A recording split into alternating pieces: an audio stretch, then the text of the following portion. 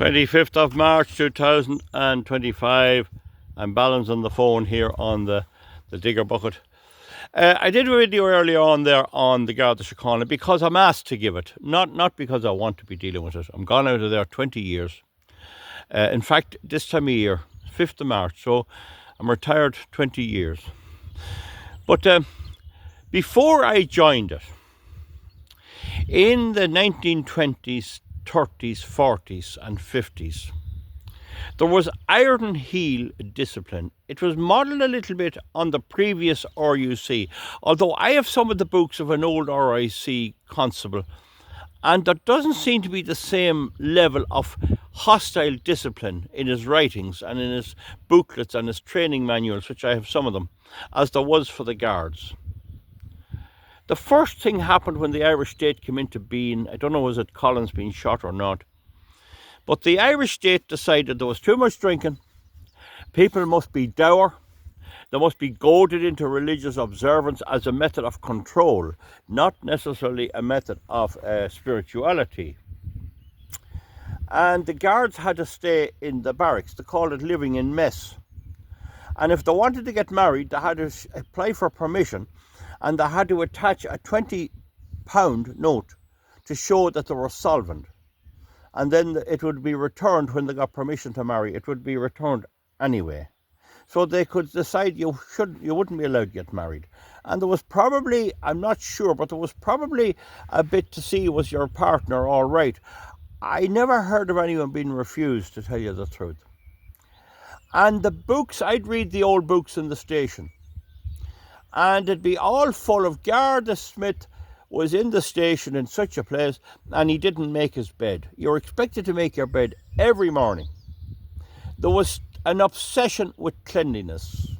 And you notice in me here, I make fun of people with cleanliness because I have no time for it. I'm not saying we're into dirt either, but I think it's a sign of schizophrenia myself. Excessive cleanliness is a sign. Now, there was a lady solicitor, before I retired, told me straight I was the best dressed detective in the country, and I would dress up really well, and I still do like to dress up fairly well, and I think I made a few videos dressed up, but it's not a big deal with me, and I don't measure it, but it was a big measure at that time. And they'd be out, look, the chief supers would be out checking the guards to see had they the right socks on, and if there was a hair out of place, they'd be fined. And it was extremely demoralising for the guards. A lot of them left. This was before I joined now, remember this. You worked 28 days a month and you got 2 days off, provided you got permission. It was up to the superintendent to give you permission or not, and he could refuse it.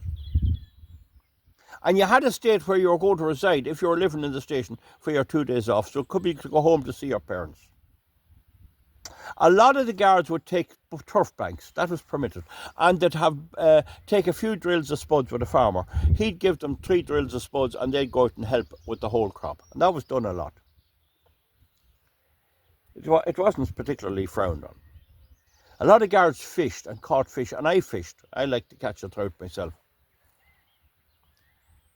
That some of them would do a little bit of shooting and hunting, no problem there either. Some of them would grow vegetables up in North County Dublin and sell them in the market. When the 28-day month working was in force, there was terrible disruption.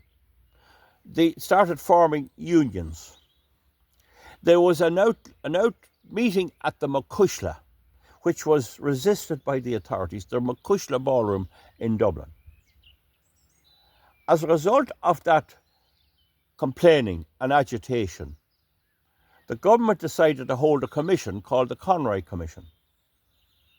The Conroy Commission ruled that the days of the 2 days a month time off was not right, and guards should have a 40-hour week, the same as everybody else. And the 40-hour week was in force a long, long time. You used to have to work on a Saturday in some of the works, but some of them had to be overtime.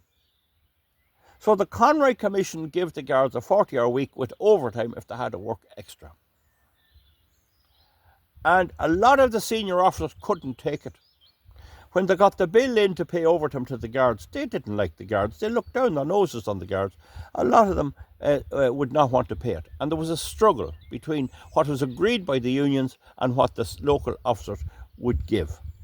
The local officers were generally very mean and tight, and they were always under orders not to have the guards doing too well.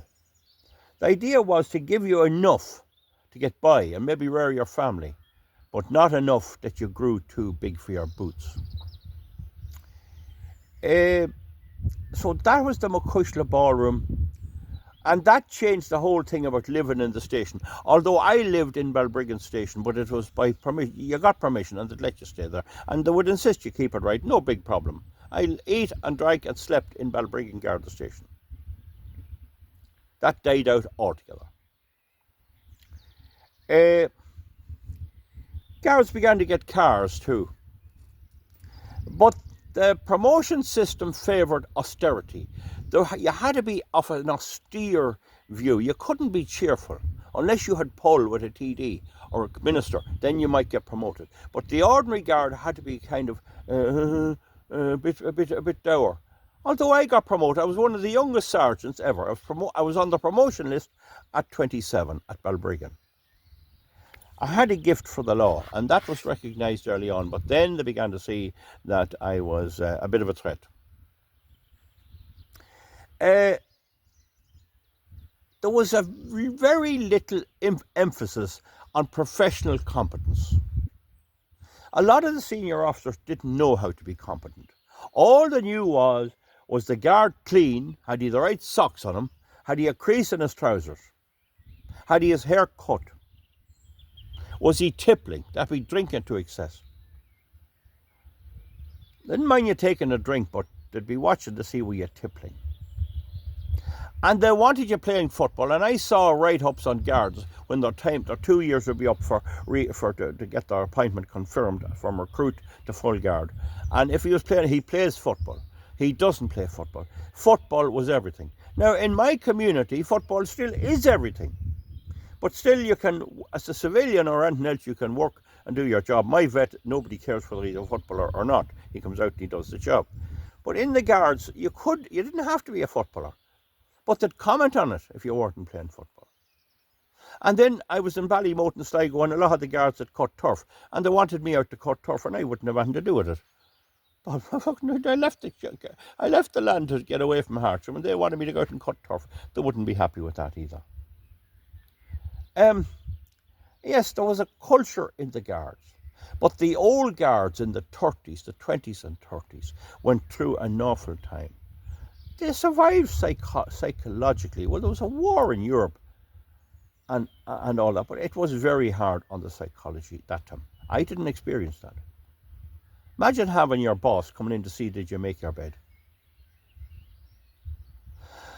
And there were prohibited spare time activities, and that's still the case. You can't own or run a pub or a bookie shop, and that's all right. Anything that has to have a licence from the district court. Nobody minded. I didn't mind that. They didn't mind me farming, but I was in it a year or two when I had to check to see was there a problem farming, because if there was, I don't know how I'd have done. I wouldn't have been able to run my farm. But they didn't stop me running my farm. So I have to be fair to them. Very austere. Typical paddies, what you'd expect. Some of them be very religious. Over in Monaghan, there was a whole lot of them, and they were on Opus Dei, and they were all big religion, and this was to get promoted. And a guard in Monaghan that didn't go to Mass would be shifted out to Scottstown or Emmy Vale, and the ones that did would be left there. The nice little boys, nice young boys, you know. Yeah, and I reckon if you're good looking, you'd get into an office, and if you weren't, you wouldn't. I never came across homosexuality in the guards much, although some said they used to be a bit of that. I never come across it. I wouldn't notice it, to tell you the truth. So, all told, that's my best account of it. There was terrible pressure to have people prosecuted. They wanted you to fill the book. Stop motorists, stop anyone. Donkeys, legs, hooves, anything. They wanted the court full, and that's the way to some degree today. And I believe that solicitors wanted that, because that's how they got their bread and butter, with fellas coming in saying they were stopped for no tax, and the solicitor got his fee. But of course we had to enforce the law, and it wasn't that pleasant. You were in your own community, you were bringing lads to court, and should they be cribbing and this, that and the other. And I always like to have a little bit of discretion when I was a uniform guard. But to be pressurising you. And then there'd be the occasional guard would be over officious. He'd live and die for the job. He'd live and die for the job. He'd be very officious. And he'd fill his book up, go out and do a checkpoint and everything he got. And the court would be full. And some of them got to be chief superintendents. And in fact, some of them did it out of pleasure. They got pleasure from prosecuting people, and to be down in Templemore explaining how they would stop a car, hold the man up, walk around, and all you could do and what your powers are. And it wasn't so much to enforce the law, it was they were getting a kick out of it. And sometimes these lads that serve in the west of Ireland, and they get up through the ranks, and they'd have their aunties and people that stop summonsed. If the auntie went through, that summons her, just to prove that they could prosecute their own auntie, their own mother if they could. They used to say Malone, he was a commissioner, he prosecuted his own wife for no light on her bike. She was out cycling with another one, and he was there on patrol, and he put her through the courts, his own wife. That was Malone, Pat Malone. He was the commissioner when I joined. So there was all these funny things, but there was this overall impression that the more prosecutions you have, the more normal your life will be. And that's what they wanted. And of course, we all couldn't keep up with that, because if one fella had 500 cases a month at the court, how could everyone else have it? You'd have everyone up. And so Conroy came in, and that was after I joined. I joined in the early 70s. Conroy came in, and we had our days off. We had to get overtime, but you had to claim it, and you had sub allowance and little allowances you'd get. And most of the guards, all they ever thought about was money. But some of them weren't so bad. And solving crime was not thus sorty. I mean, you get Gemma Doherty on there about the Mary Boyle case, and I explained the position with that. If you had no body that time, you had no murder. There was no power to arrest a criminal. You could only arrest a criminal, to charge him. You couldn't arrest him to question him. That was the law. And we tried to get around that then by inviting him to the station, Maria. And so that was it. And you were a young man coming on, and there'd be dances, of course, and bits of fun, and plenty of fun, and we'd go to dances, and we'd go to things, and we'd have a bit of crack. We would. At that time, there was no real clamp down on drunk driving. Unless a fellow was visibly drunk, he mightn't be prosecuted. I was the station orderly in Balbriggan one time, and a fellow pulled up outside the station and crashed into another car, and I saw him out the window. He was so drunk that he crashed into the car in front of him, parking, and I went out and prosecuted him for dangerous driving and drunken driving. I saw him out the window of the station. But the farmers and go into town that have a couple of pints and they'd be safe enough. There wasn't that emphasis on the drunken driving. Most things were road traffic. Most prosecutions were road traffic. And there'd be a judge going around and he'd sit in the court, and that's still the case.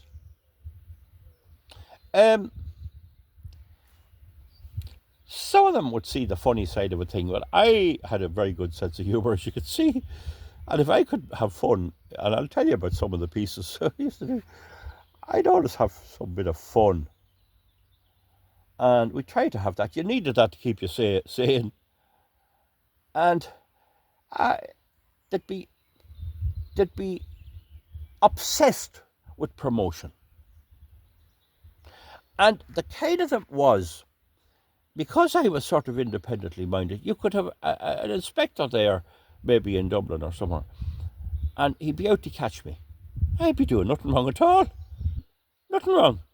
But I knew I didn't trust them. I always knew that at the background, they'd feel if we could get Val Martin caught for a motoring offence, or better again, get him stealing something, or get him doing something, or in a row or something and doing something, it'd look very well on my CV, because when they'd go up to headquarters, you have a see there, did you ever have to prosecute any of your own people? And they were very intense on interviews that you had prosecuted guards. One guard in the bag and prosecuted was worth 50 ordinary people. And so if they could say they caught me, because everyone knew me, you must be great. There's no harm to catch that one. That's a good job there. But they wouldn't catch me. I was always looking over my shoulder. I wouldn't trust them as far as I told them. And I used to tell the superstar, for boys, I wouldn't trust you to that chair. And anyone that did trust them was a fool. And I remember being down in Templemore and we're doing the driving course. They had a very good driving course, very, very good. Oh, it was good, I tell you. It was based on the Hendon School in London, police school. And there was a sergeant there, and he used to smoke a pipe. He was a nice man. And he had a South of Ireland accent, around Clare or somewhere. And there was a chief, and the chief's daughter was doing the civilian driving test. She wasn't a guard. And the chief sent over a sergeant who was in charge of the driving school to ask this sergeant, the driving sergeant, instructor, would he give his daughter a few lessons? And I was there that evening. We were washing up the cars. So what was happening there was the chief in charge of Templemore was asking a sergeant on the driving school, one of them, not the headman, would he give his daughter a few lessons for the driving test? Do you know what he said? He was smoking the pipe. I'll do no such a thing. No way. No way. I was a witness to that. So he went off with himself, and that was what he said. I tell you, he was no ass licker. And I said to him after, why did you refuse? Oh, never trust an officer. Never, ever trust an officer. They'll build you up and they'll let you down like a ton of bricks. He was an independent man. That was his philosophy. So that's a good bit of it. Then I come into it. I'm talking about before I joined, before Conroy. I came in slightly after Conroy. We had days off and all that. But before that, there was 50 years of this kind of tyrannical thing. Didn't make the bed. And they'd do an inspection. And the chief would come down and it'd be like the Lord coming down from the cross. They'd be salute, you had to salute them and all this. It was real military stuff. I think I've covered it fairly good. Then when I came in, there was still that around. And all the old guards would be trying to explain to you, Sonny, what we went through and what we suffered with the iron heel discipline. They'd be saying that. And though I could see a similarity to the church, I'd say the young clerics was in the same position. But there was no money in the country. In the 1930s, late 20s, early 30s, a hired boy got £6 a half year on a house and fed. I was in the FCA about 1960, 69. I lied about my age to get in. And we were getting £6, 5 and twopence a week, and that was the same as the regular army. They changed that after that. And it was busy. Well, the trouble in the north really put the skids under, because I was in Sligo, Leitrim and Ballymote, and we'd be over and back doing protection on the border with Leitrim. And there was a fella called Michael, I'm nearly sure he was Michael Cohen, Coen, and he was shot dead by the police in the north. And I'd say he was one of the first people to be shot. I was at his funeral on duty. And we had raincoats made of rubber. And you smell the rubber a mile away. If you're all the guards in a room, you'd smell this rubber. But they were good raincoats. So that's basically the story. And the next videos I'll do a few things on my career. But I've already done a bit of it. You'll note that I'm not actually giving out. But a lot of the hardships was unnecessary. And it was brought on by the fact that the Irish people at the time always voted for tyranny. And there's still tyranny based in the ordinary Irish people. It's a trait of the Irish. There's an old ignorance in them. Because why would the government be all down on making the Guards' life a misery and the Army life a misery unless their voters wanted it? And I'd be coming from school as a wee gosson, a wee lad, in the 60s, walking down the lane there. And you'd meet people on the road, and sometimes you'd get walloped by the master, and they'd say to you, "Did you get any slaps?" "I got 3 slaps," and they'd laugh. "That'll fix you." The people of the country believed children should be beaten to pulp in school, irrespective of whether they had special needs or not. They believed the cure for autism was to stick, judiciously applied. That schools masters were like the superintendents and inspectors. Unless you had that attitude that the school teachers had, that disregard for the feelings of others, and the bullying approach, they didn't want you. And one of the reasons I didn't get on was I never saw the need to bully my staff in either my civilian life, where I was a boss, or in my Garda life. I always found that if you treated most people well, they'd work like blazes for you and do everything you wanted, and it was a much more pleasant attitude. Of course, there'd always be the bucko looking for something. I remember one lad wanted time off to buy a house on a Saturday evening. Another lad wanted to buy a suit to get married on a Saturday evening. It was always when there was social stuff on. So there was always the fella that you had to stand up to, trying to chance their arm. But by and large, when you had teamwork going, it was better. And they did courses in my time, and to be honest, they never taught us much about teamwork. All they taught was the discipline end of it. They only knew one thing: discipline. Now, it has to be said that the police force has to do what the government wants. You can't have a situation there where the court says, "I want you to help the sheriff take over that house there for non-payment of a mortgage," and the guard says, "I won't do it." The guard must obey the law. So there has to be a bit of pressure on the guard to do what policy determines. So it's not a case that you can have a guard's work free and easy. If an officer wrote on you, if you're a guard, certain things, and you went up for promotion, 40 years after, they wouldn't promote you. Once they blackened you, you were blackened for life. That's a bad thing. There was another thing too, that if you had 25 years service and you got sacked for doing something wrong, you lost all your pension. And in the Donegal tribunal, the judge said that's not fair. A man could have 30 years service, he might be entitled to retire and get his pension, and something could happen on the 30th year, and there'd be an inquiry, and he'd lose his pension. So that was the thing. You needed to be cute. I was clever. I was able to work them. I was able to cover me back. And there was some vicious people in charge of me, and I'd be standing up to them. I'd tell them where to get off. And even in Dublin City, there was a superintendent there with a big white tie, and the inspector come up to boss me on the street in Wexford Street on how to catch the tax cars with no tax. Well, the reality is you have to catch the car. That time, you had to catch the driver. They said no. But it was that I had the law right. They said get a certificate to say it's not taxed. And call him in and all this sort of stuff. And it was extremely cumbersome. I told the super, that won't work. Yeah, and I gave him the reasons. And there was a do for me when I was leaving one time. And the inspector says, he was the only man ever stood up to that super. And he was right, he says. I was right. But they didn't like you doing it. Oh my God, they didn't like you doing it. Nearly all of those are dead. Nearly all are dead and gone. That's all I can tell you, folks. Football, mad. Hurling, mad. Talk football and hurling, and it's still the way in the pubs around my town.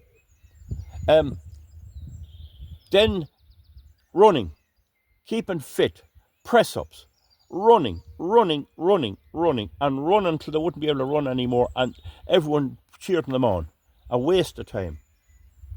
And then the golf took over. Oh my God, you'd be getting golf till you'd be sick.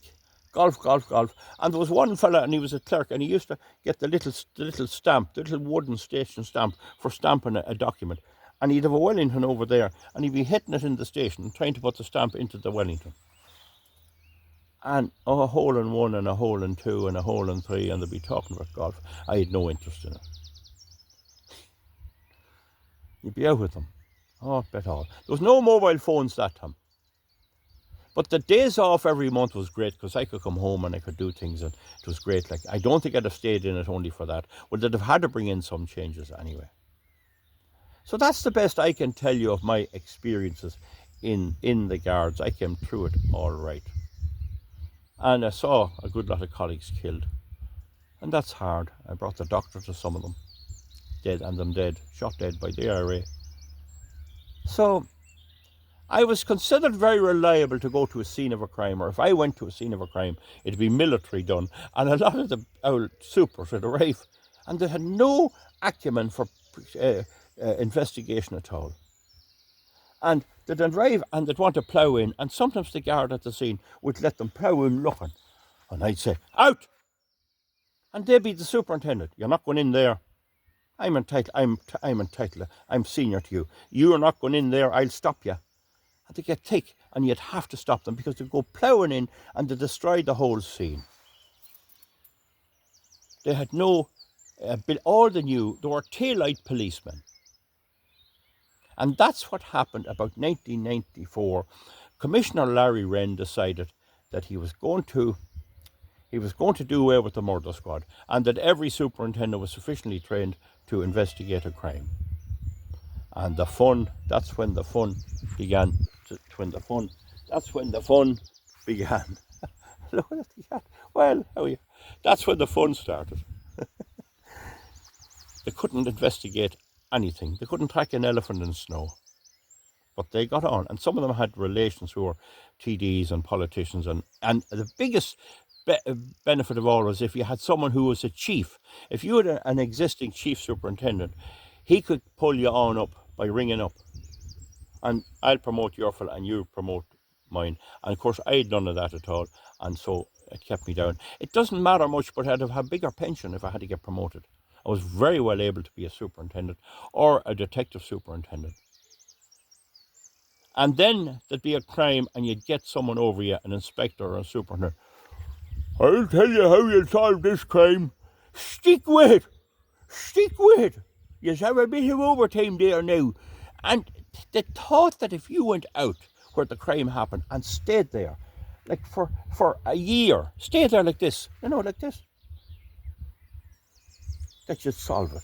That's the only thing they could say. Let you stick with it now and stay with it until you solve it.